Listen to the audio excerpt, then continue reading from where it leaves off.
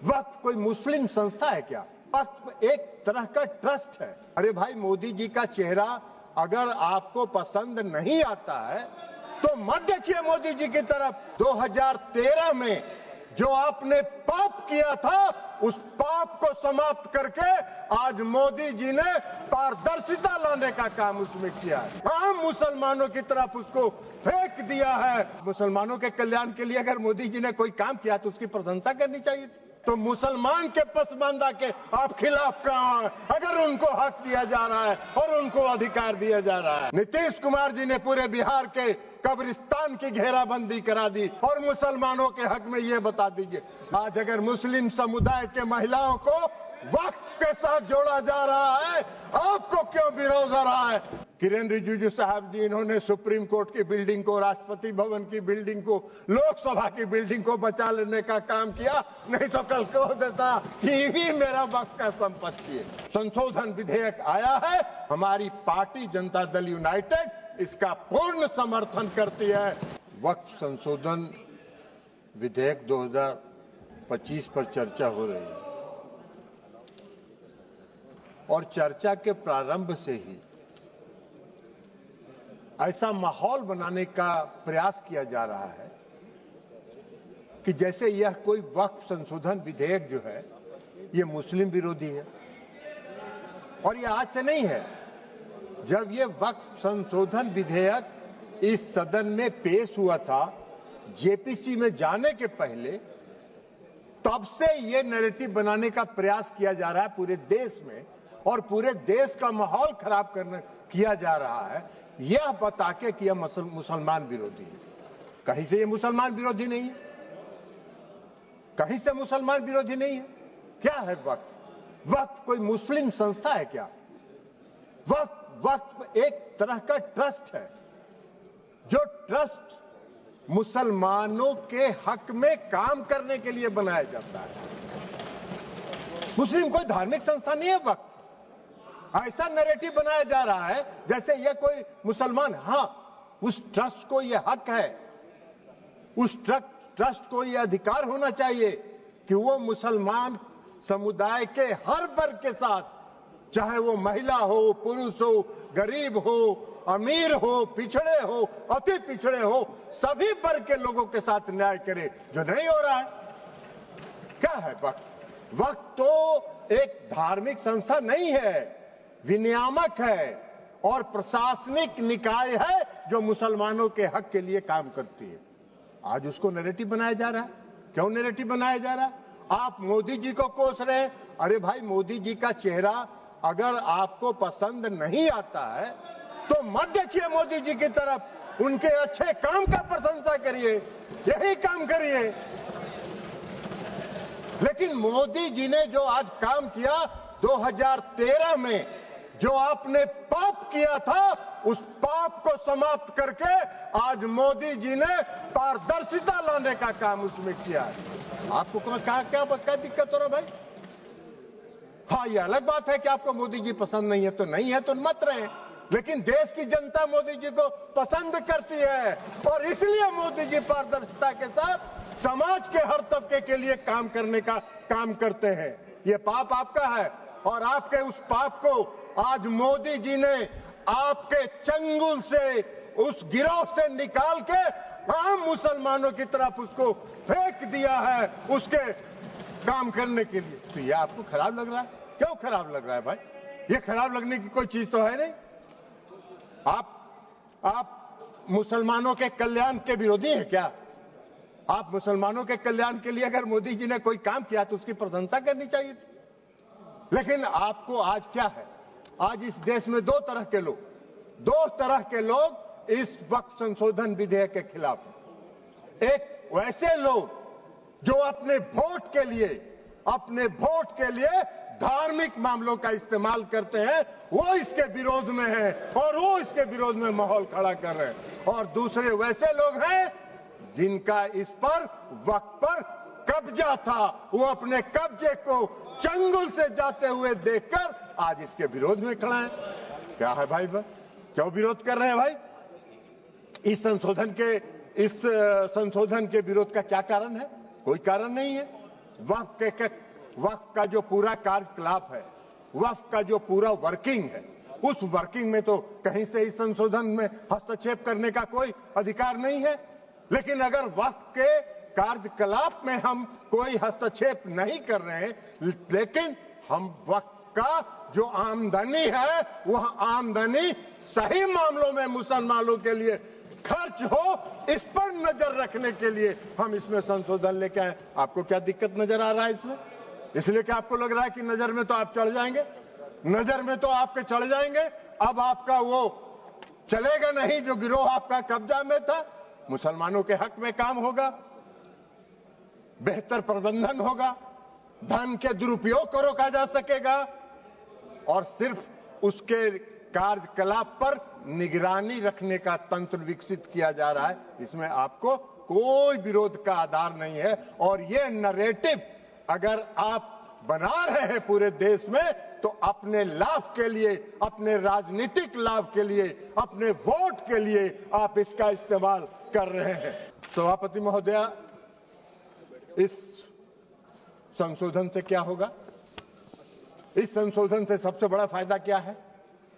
आज मुसलमान समुदाय के अंदर, यह नैरेटिव तो आप बना नहीं रहे हैं, मुसलमान समुदाय के अंदर पसमानदा समाज के भी लोग हैं। आप जरा बताइए हमको, पूरे देश भर का उदाहरण देके बताइए कि पसमानदा समाज का वक्फ पर कोई है, वक्फ में उसका बेचारे का कोई शे है? कितनी बड़ी आबादी है पसमानदा समाज की, उसका कोई शे है? आप पूरे देश में, आपके नेता, कांग्रेस पार्टी के नेता पूरे देश में चिल्ला चिल्ला के कह रहे हैं जातीय गणना कराइए, जनगणना कराइए, तो कराइए, तो मुसलमान के पसमानदा के आप खिलाफ कहां हैं? अगर उनको हक दिया जा रहा है और उनको अधिकार दिया जा रहा है। आपको बता देते हैं, आपको बता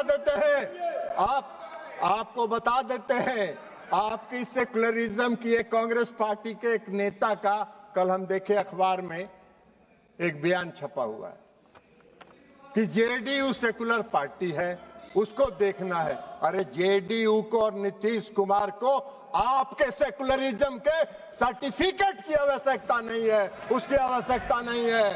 आपको हम एक बात बता देते हैं, सेकुलरिज्म की आपकी परिभाषा है समाज को वोट के लिए बांटो, भावना की राजनीति करो और वोट लेके देश पर राज करो और राज करो। यह आपका सेकुलरिज्म का परिभाषा है। नीतीश कुमार जी का और जेडीयू के सेकुलरिज्म की परिभाषा है कि बिना कोई विवाद किए हुए काम करो, समाज के हर वर्ग के लिए काम करो। आपने तो इस देश में बहुत दिन शासन किया। आपको एक मिनट सुनिए जयप्रकाश जी, आपको बता देते हैं, बिहार में नीतीश कुमार जी 20 साल से बिहार के मुख्यमंत्री हैं। आजादी के बाद से आपने कब तक शासन किया? कांग्रेस पार्टी ने बिहार में कब तक शासन किया? आजादी के बाद से नीतीश कुमार जी ने 20 वर्षों में मुसलमानों के हक में जो काम किया, आजादी के बाद से आज तक नहीं हुआ। क्या हुआ? मुसलमानों के लिए नीतीश कुमार जी ने तालमी मरकज बनाया, हुनर योजना चलाई। भागलपुर दंगा हुआ था, किसके राज में हुआ था? वेणुगोपाल जी, आपके राज में हुआ था। क्या न्याय किया था आपने मुसलमानों के लिए? नीतीश कुमार जी ने एनडीए के राज में भागलपुर के दंगा पीड़ितों को न्याय देने का काम किया। यह काम नीतीश कुमार जी ने किया। आपका सेकुलरिज्म की क्या परिभाषा है? नीतीश कुमार जी ने पूरे बिहार के कब्रिस्तान की घेराबंदी करा दी। आप तो आजादी के बाद से इतना दिन शासन किए, कौन सा काम आपने किया बिहार में और मुसलमानों के हक में, ये बता दीजिए। लेकिन नीतीश कुमार जी वोट के लिए राजनीति नहीं करते हैं और नीतीश कुमार जी ने मुसलमानों के हक में बिहार में जितना काम किया, भारतीय जनता पार्टी उसकी भागीदार रही। भारतीय जनता पार्टी के समर्थन से ये काम हुआ। आप कहां खड़े हैं जयप्रकाश जी? ऐसे ही चिल्पो करते रहिए, कुछ होना जानी नहीं है। तो इसलिए आज वक्फ संशोधन बिल के माध्यम से मुसलमानों के, पसमानदा समाज के मुसलमानों के लिए, जो पिछड़े वर्ग के मुसलमान हैं, जो गरीब तबके के मुसलमान हैं, जो मुसलमान में भी सबसे निम्न वर्ग के मुसलमान हैं, उनको भी आज न्याय देने का काम हो रहा है तो आपको चिल्पों बम मचा रहे हैं, आप हल्ला कर रहे हैं, आप नैरेटिव सेट कर रहे हैं, जैसे लगता है कि इस देश में कोई तूफान आने वाला है। अरे तूफान नहीं आने वाला है। इस देश के पसमानदा समाज के मुसलमान कल नरेंद्र मोदी के साथ खड़े होंगे कि इनके शासनकाल में हमको न्याय मिला। आप कहां नजर आइएगा, नैरेटिव सेट करते रहिए। और उसके बाद आप बताइए, महिला सशक्तिकरण की बात करते हैं, बड़ा चिल्लाते हैं महिला सशक्तिकरण के लिए कि महिलाओं को सशक्त करना है, कांग्रेस पार्टी महिलाओं को सशक्त करती है। अरे कहां महिलाओं को? मुसलमान समुदाय में महिला नहीं है क्या? मुसलमान समुदाय में महिला नहीं है?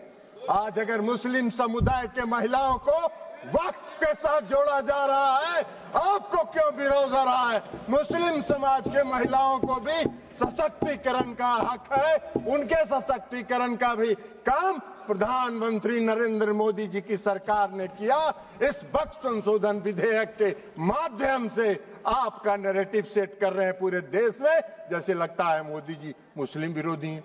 मोदी जी पारदर्शी, मोदी जी सेकुलरिज्म, जिस तरह नीतीश कुमार जी ने बिहार में सेकुलरिज्म स्थापित किया, प्रधानमंत्री नरेंद्र मोदी जी भी पूरे देश में सेकुलरिज्म को लेकर आगे चल रहे हैं। समाज के हर तबके के साथ, समाज के हर वर्ग के साथ, देश के हर राज्य के साथ एक साथ काम करके उसको विकसित करने का काम कर रहे हैं, इसलिए कि उनका विजन, उनकी सोच व्यापक है। वो विकसित देश बनाना चाहते हैं, आत्मनिर्भर भारत बनाना चाहते हैं। आप देश को संकुचित रखना चाहते हैं, देश को बांट के वोट के लिए धर्म के आधार पर वोट को बांटना चाहते हैं, जो आपका चलने वाला नहीं है।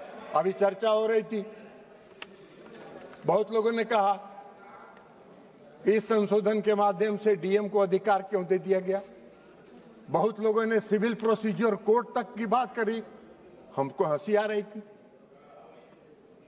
सीपीसी से क्या लेना देना है?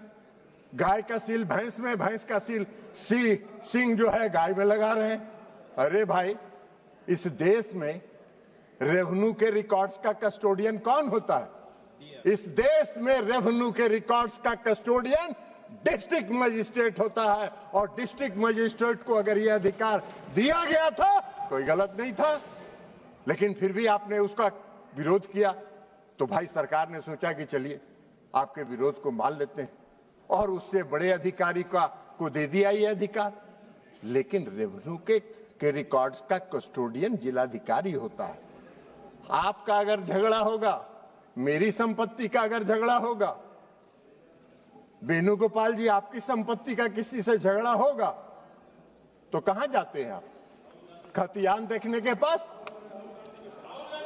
किसके पास जाते हैं? वही डिस्ट्रिक्ट मजिस्ट्रेट के यहां, वही डिस्ट्रिक्ट मजिस्ट्रेट की अदालत में जाते हैं।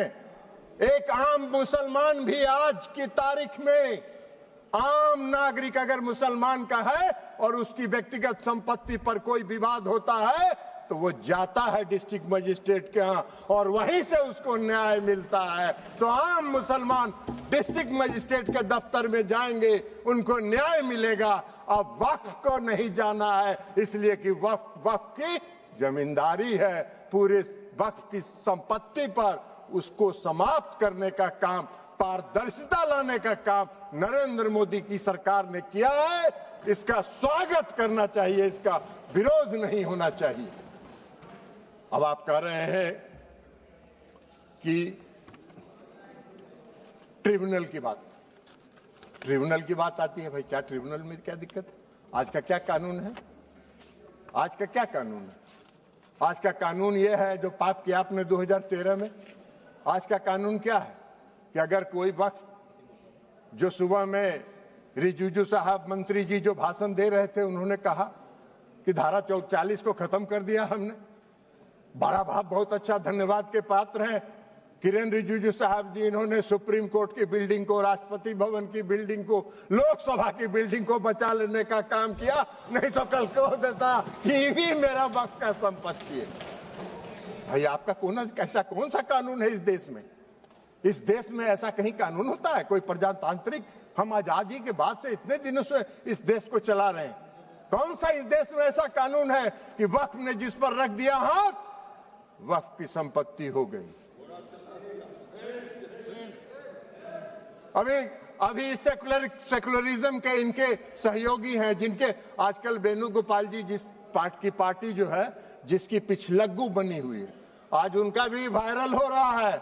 इसी लोकसभा में उनका दिया हुआ भाषण वायरल हो रहा है, जिन्होंने कहा है कि पूरे डाक बंगला चौक को पटना के वक्फ वालों ने कब्जा करके रख लिया है। सख्त कानून बनना चाहिए और उन लोगों को विदा करना चाहिए।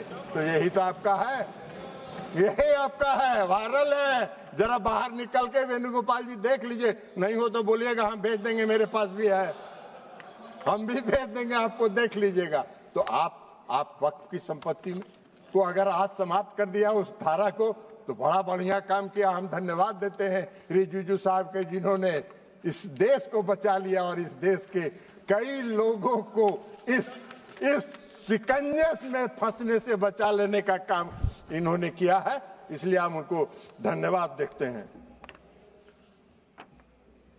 अब ट्रिब्यूनल की बात है। ट्रिब्यूनल का क्या था भाई? कल इस कानून के तहत ट्रिब्यूनल में जाइए, ट्रिब्यूनल में जाके आप साबित करिए कि वक्फ का संपत्ति नहीं है, ये मेरा संपत्ति है, और उसको 5 साल तक 10 साल तक ट्रिब्यूनल सुनता रहेगा। और एक बार ट्रिब्यूनल फैसला दे दिया कि वक्फ वाले सही है, अब फिर कहीं नहीं जाइए, फिर उसी में रिवीजन फाइल करिए। यही तो आज का कानून था, जिसको खत्म करके इस सरकार ने पारदर्शिता लाने के लिए सिर्फ इंडिविजुअल को भी नहीं, अगर वक्फ को भी कोई शिकायत है तो वह भी अपील में जा सकता है, उसको भी आजादी मिल गई है। दो तरफा मामला साफ है। अब चलिए, जो सही होगा वही होगा, और यही काम नरेंद्र मोदी जी करते हैं, पारदर्शिता लाते हैं। आपको पारदर्शिता से चिढ़ है, आपको पारदर्शिता से नफरत है, तो इसमें मोदी जी क्या करें? उनका चेहरा आपको खराब लगता है तो मोदी जी क्या करेंगे? आपको पसंद नहीं है, उनके काम की प्रशंसा किया करिए। इसलिए आज जो ये संशोधन लेके सरकार आई है, ये संशोधन पूरे वक्फ के कार्यकलाप को, पूरे वक्फ के कामकाज पर, पूरे वक्फ की संपत्ति पर, पूरे वक्फ का इस्तेमाल आम और गरीब मुसलमानों के लिए, मुस्लिम महिलाओं के लिए हित में हो, इसकी व्यवस्था के साथ ये संशोधन विधेयक आया है। हमारी पार्टी जनता दल यूनाइटेड इसका पूर्ण समर्थन करती है, पारदर्शिता का समर्थन करती है, और पारदर्शिता को लाने के लिए हम आदरणीय प्रधानमंत्री नरेंद्र मोदी जी का धन्यवाद करते हैं। अल्पसंख्यक कल्याण मंत्री किरण रिजिजू साहब का धन्यवाद करते हैं और अपनी बात समाप्त करते हैं।